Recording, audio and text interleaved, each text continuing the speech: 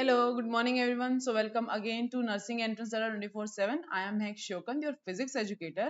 और आज इस वीडियो में हम डिस्कस करने वाले हैं कि आपके पास जो AIIMS BSc nursing and paramedical का एग्जामिनेशन आता है उसके पेपर का लेवल कैसा रहता है। बहुत सारे बच्चे बहुत कंफ्यूज रहते हैं कि मैम यूपीसी नेट में और AIIMS BSc nursing and paramedical में क्या फर्क होता है। क्या अगर हम यूपीसी नेट की तैयारी करेंगे तो क्या हम एम्स का जो पेपर है उसको क्रैक कर सकते हैं। तो बच्चों आज हम इन्हीं सब कुछ आपके जो डाउट्स हैं उनके बारे में डिस्कस करने वाले हैं। तो सबसे पहले हम ये जान लेते हैं कि आपका एम्स का जो पेपर आता है नर्सिंग के लिए और पैरामेडिकल के लिए उसमें आपको कैसे सब्जेक्ट्स देखने को मिलेंगे, कितना पोर्शन आपको फिजिक्स केमिस्ट्री मैथ से देखने को मिलता है। तो एक बार जरा देखते हैं। चलिए जी स्टार्ट करेंगे। तो पेपर का नाम आपके पास क्या है, AIIMS BSc nursing and paramedical. ये आपका नर्सिंग और पैरामेडिकल का एंट्रेंस एग्जामिनेशन होता है। अलग अलग एग्जामिनेशन होते हैं, नर्सिंग का अलग होता है, पैरामेडिकल का आपके पास अलग होगा। और ये आपका ऑर्गेनाइजिंग या तो फिर कंडक्टिंग बॉडी आपके पास क्या हो जाती है जी, AIIMS. So basically it is a national level examination. यहाँ पर आपका जो ऑल ओवर इंडिया से स्टूडेंट है वो बैठने वाला है, ये कोई स्टेट लेवल का एग्जामिनेशन नहीं होता। तो यहाँ से भी आप थोड़ा सा आइडिया लगा सकते हैं कि इसका जो आपके पास स्टैंडर्ड रहेगा एग्जाम का या तो फिर जो लेवल रहेगा एग्जाम का वो थोड़ा सा ऊपर ही रहेगा as compare to state nursing examinations. ठीक है बच्चों। तो अगर मैं सबसे पहले एम्स नर्सिंग की बात करूं तो बच्चों इसमें आपके पास 4 सब्जेक्ट आते हैं, physics chemistry biology and GK. Physics chemistry and biology आपके पास 30 क्वेश्चन हर एक उससे देखने को मिलेगा, हर एक सब्जेक्ट से देखने को मिलेगा। और 10 नंबर की आपके पास आती है जी जीके। इस पेपर के अंदर आपके पास नेगेटिव मार्किंग होती है और अगर तुम कोई भी क्वेश्चन गलत करके आते हो तो आपका जो है 1/3 मार्क्स जो है डिडक्ट कर दिया जाएगा, यानी कि -1/3 पर क्वेश्चन आपका डिडक्ट किया जाएगा। तो यहाँ पर आपके तुक्केबाजी वाला काम खत्म हो जाता है। जैसे कि आप यूपीसी नेट में आपको पता है कि कोई नेगेटिव मार्किंग नहीं होती, तो वहां पे तो जो तुम्हारा मन करता है सवाल आता है, नहीं आता तब भी तुम लोग अटेम्प्ट करके आते हो, बट यहाँ पे आप वो काम नहीं कर सकते। ठीक है बच्चों। वहीं पर अगर मैं पैरामेडिकल की बात करूं तो पैरामेडिकल में आपके पास फिजिक्स केमिस्ट्री बायोलॉजी या तो फिर फिजिक्स केमिस्ट्री मैथमेटिक्स, इन तीनों का कॉम्बिनेशन बनता है, सेपरेट कॉम्बिनेशन बनता है। तो यहाँ पर क्या हुआ बेटा, तो पीसीबी वाले बच्चे भी एग्जाम को दे सकते हैं और पीसीएम वाले बच्चे भी इस एग्जाम को दे सकते हैं। तो आपके एग्जाम का पैटर्न क्या रहता है पैरामेड में, आपका हर एक सब्जेक्ट से 30 क्वेश्चन आपको देखने को मिलेंगे। यानी कि ये जो पेपर है ये आपका 90 मार्क्स का पेपर हो जाएगा, प्लस इसमें भी बेटा सेम आपकी -1/3 जो है नेगेटिव मार्किंग रहने वाली है। यहां पर भी तुम तुक्केबाजी नहीं कर सकते। अब पेपर कैसे आएगा, आपने बोला कि मैडम पीसीबी वाला भी दे सकता है, पीसीएम वाला भी दे सकता है। तो बच्चों यहाँ पर क्या होता है कि जिस बच्चे ने बायोलॉजी को ऑप्ट किया है एज एन सब्जेक्ट, उस बच्चे के पास जो है फिजिक्स केमिस्ट्री बायोलॉजी का जो पोर्शन आएगा उसको सिर्फ वो अटेम्प्ट करके आना है। लेकिन अगर आपने पीसीएम यानी कि आपके पास मैथमेटिक्स था 12th के अंदर, तो आप पीसीएम वाले पोर्शन को जो है अटेम्प्ट करके आएंगे, आपको बायोलॉजी को देखना भी नहीं है। ठीक है जी। अब दोनों में फर्क क्या होता है बेटा, ये जो आपका एम्स नर्सिंग का एग्जाम होता है ये सिर्फ लड़कियां दे पाती हैं, ये सिर्फ गर्ल्स दे पाएंगी। लेकिन पैरामेडिकल में आप जो है गर्ल्स प्लस बॉयज दोनों दे सकते हैं, प्लस ब्रांचेस भी आपकी दोनों हो गई। ठीक है।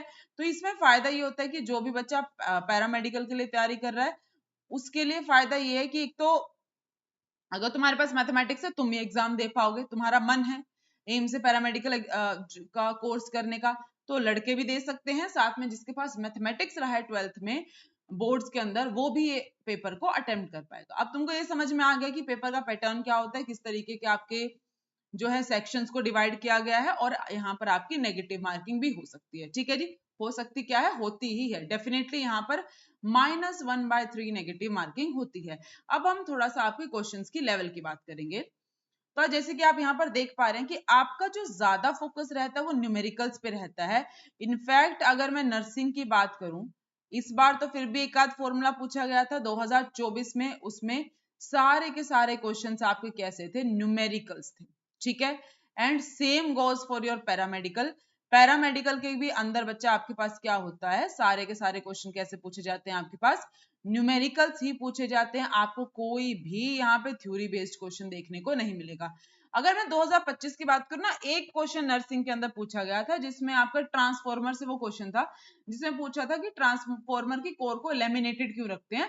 बस उस सवाल के अलावा बेटा कोई भी क्वेश्चन आपका जो है थ्योरी बेस्ड यहाँ पे नहीं पूछा गया। Same goes for paramed. Paramed के पेपर में भी कोई भी आपका क्वेश्चन ऐसा नहीं आया जो थ्योरी बेस्ड आया। अब देखो, क्या ये नीट के लेवल का आता है? नहीं बच्चों, ये नीट के जितना हाई लेवल का पेपर आपका नहीं होता है। यहाँ पर आपके न्यूमेरिकल्स होंगे। अच्छा चलो हम बात करते हैं, किसकी बात कर लेते हैं, फिजिक्स की और केमिस्ट्री की बात कर लेते हैं, क्योंकि यही दो सब्जेक्ट है। फिजिकल केमिस्ट्री में पूछता है या तो फिजिक्स में पूछेगा न्यूमेरिकल। अगर मैं फिजिक्स की बात करूं बेटा, तो मान लीजिए आपके पास 20 और 10 के मार्जिन में इसको हम डिवाइड कर लेते हैं, ठीक है। अब 20 क्वेश्चन ऐसे आ सकते हैं। 20 क्वेश्चन कैसे आएंगे आपके पास? 20 क्वेश्चन आपके पास डायरेक्ट फॉर्मूला बेस्ड आते हैं। कैसे आएंगे जी? Direct formula based.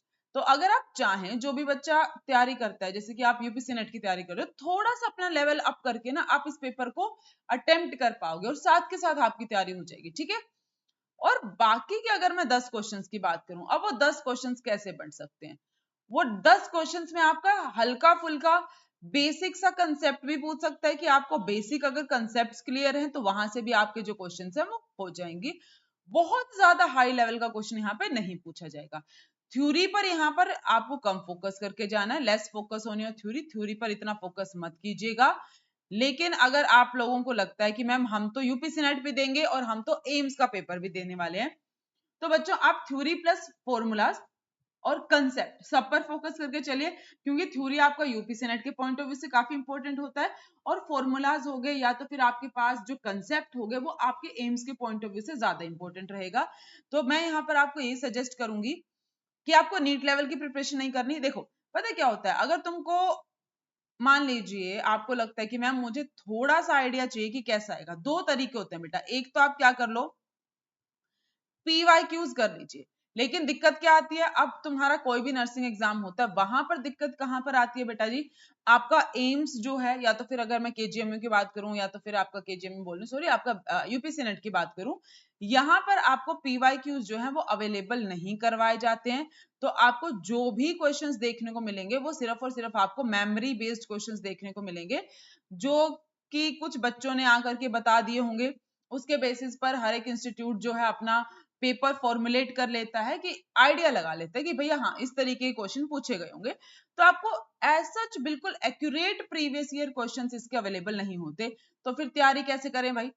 तैयारी करने का एक ही तरीका है बच्चों, आप क्या कर सकते हैं, आप जो है नीट के PYQs जो है एक बार लगा लीजिए। सिर्फ और सिर्फ नीट के PYQs लगाने के लिए बोल रही हूँ, ना आपको नीट का कोई भी क्वेश्चन बैंक करना है, ना ही आपको अलग से कोई प्रैक्टिस करनी है, ना ही आपको ये सोच के चलना है कि मैम कि हम क्या करें, क्या हमको अलग से हर एक चैप्टर के नीट लेवल के क्वेश्चन अटेम्प्ट करने पड़ेंगे? नो बच्चा, आपको सिर्फ प्रीवियस ईयर लगाने हैं। लास्ट 5 इयर्स के आप PYQs लगा के देख सकते हैं। उससे भी आपकी प्रिपरेशन में, अगर आप एम्स को टारगेट करके चल रहे हैं, काफी हेल्प मिल जाएगा। लेकिन अगर आप दोनों को टारगेट कर रहे हैं, यूपीसी नेट को भी टारगेट कर रहे हैं, आप एम्स को भी टारगेट कर रहे हैं, तो आप जो है थ्योरी प्लस MCQ दोनों पर फोकस रखिए। यूपीसी नेट में आपका अगर क्वेश्चन भी पूछता है वो भी थ्योरी बेस्ड रहता है, लेकिन यहाँ पर अगर मैं एम्स की बात करूं, यहाँ पर बेटा जी आपका सारा का सारा डायरेक्ट फॉर्मूला बेस्ड क्वेश्चन आ सकता है, प्लस कंसेप्ट के बेस पे आपका क्वेश्चन आ सकता है। तो आप तैयारी कैसे करोगे? तो आपको क्या करना है बेटा, फॉर्मूला शीट्स हर चैप्टर के साथ अपने हाथ से फॉर्मूला शीट्स बनाओ।